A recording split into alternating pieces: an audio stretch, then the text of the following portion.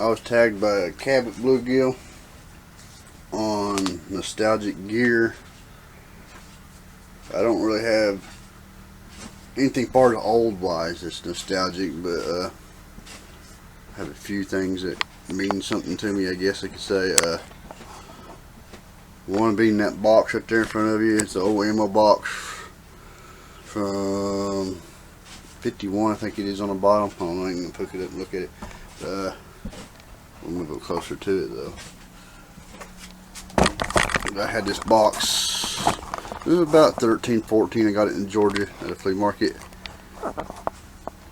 It's about the only thing I've had with that has stayed with me over the years from moving so much growing up. You know, been from Ohio to Georgia and Kentucky, back and forth a few times, but yeah, I don't want to get into all that. But the box has managed to last. Managed to last that long. Get the dog at my feet. You see, it has been painted several times. I'm always painting something. But what's in it? Kind of nostalgic to me sometimes. Some of the stuff, I guess. I'm a patriotic person. I'm always painting flags or something. It's just something I like doing. Then you'll see the sides here, the places you got to stick the quarter in and press the penny for the place forever. I got them from Virginia, from I can't even think the name of the place, the first fort in Virginia, the Wright-Patterson Air Force, Cincinnati Zoo, just different places, you know, Tennessee here and there. And then walking stick tabs, I like collecting those. All these are probably Kentucky, except for Cleveland's Dome. But yeah, then you know, something military, something I always dreamed about wanting to do, and never did go to the military. I was in ROTC for a while. It's probably the beginning of my second year in ROTC. It's me, cousin Curtis, cousin Billy. Then me up in the mountains in Bell County. And the ribbons and the tabs and all that, that belongs to my wife when she was in ROTC.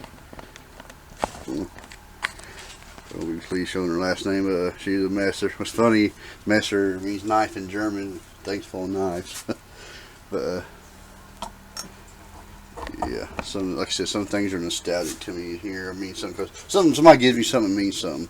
I don't have passed down old gear or nothing like that. See, I have a little Gerber folding knife, as you can see up, from Robert Bluegrass Bushcraft, from when we met at Riffle Valley. Then here is one of Dave Bynes hunting knives. Good knife. I use it for food pepper a lot, actually. But zoom in here. Got red, white, and blue liners. Ain't gonna zoom in this evening, I don't think. There it goes. Very comfortable knife. A lot of my knives I have from Dave are kind of either prototypes or first. Like this is the first one that had the hidden lanyard. You can see. I actually like the hidden lanyard a lot better than lanyard here. Great knife. The round piece here, I like dangler, but this seems to be better than the D-ring. I like it a lot more better. Right here. Here's another one of his. The Woodsman. If I ain't sure if this is the very first Woodsman or not, they've changed a little bit. You know, his stuff is getting better. I know it's definitely the first one with burlap handles. This one got the orange handles. Seen a lot of action. This one has experimental sheath. You know, that was decided to Kydex, and it had dangler and all that, and I kind of broke it being rough. See, I got a little voodoo here. The first one he done with the bolsters.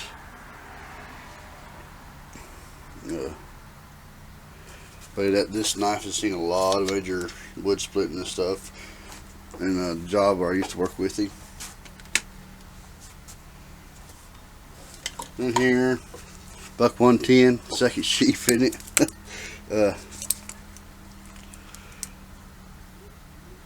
I got this from my girls. At one time, me and my wife was taking care of, I think it's when we was taking care of six kids at one time, and they got this for me for Christmas. This is the second. I wore out the first sheaf. I carrying this when I got this. I quit carrying that. A hollow grind don't belong in a hard working area. But yeah, I got this from my nieces. It's very kind of sentimental to me. And then this was a gift from a cousin, cold steel. Says double agent on there, little neck knife thingy.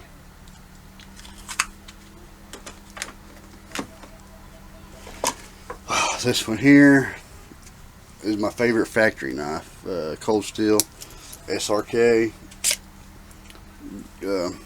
This one's BG1. I loved it for being carbon 5, but it is. Got this from my youngest daughter for Christmas. I like the way it feels. I like it all together. Like I said, it's my favorite factory knife that I've ever got so far.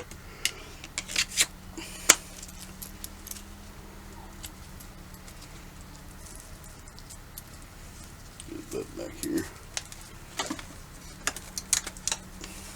Ontario survival knife.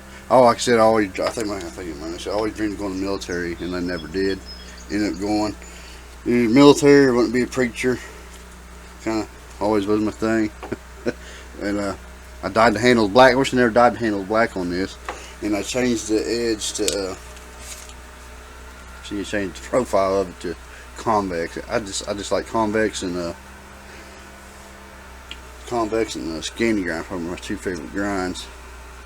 I'm getting where I like the flat, but just the nostalgic of it being a Air Force knife is pretty cool. The pilot, ain't cooler, much cooler than being a pilot. And then a knife from my mom, and this knife here, buck 119.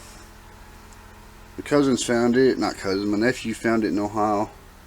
Their stepdad took it from him and gave it to my dad, and from there I ended up with it. It had a cheap nylon sheath with it, and I trashed the sheath, and either I'm going to make a listen to me, a Kydex or a leather sheath for this one day. You can talk.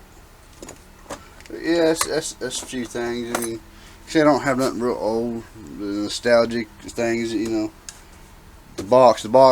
No, it just, like I said, it survived a lot in a million paint jobs.